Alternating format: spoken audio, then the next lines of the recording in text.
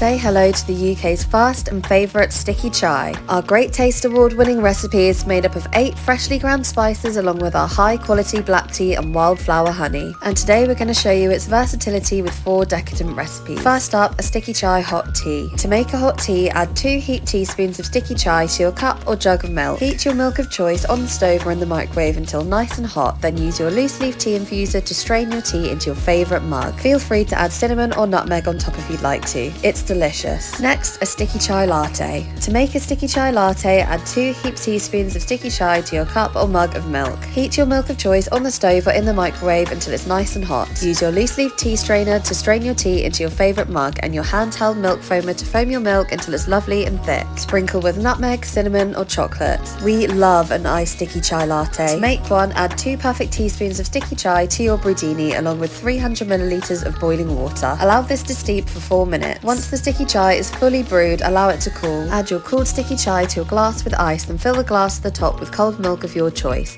Sprinkle with nutmeg, cinnamon or a spice of your choice to finish. Last but not least, a festival sticky chai. Add 2 heaped teaspoons of sticky chai to your saucepan with a mug of milk of your choice. Turn the heat to a low-medium and allow the chai to infuse into your milk while stirring. This should take around 4 minutes once the milk is hot to create a creamy spiced chai. Next, take your loose leaf tea infuser and ladle your milky chai into your favourite mug. Sprinkle with nutmeg, cinnamon or chocolate.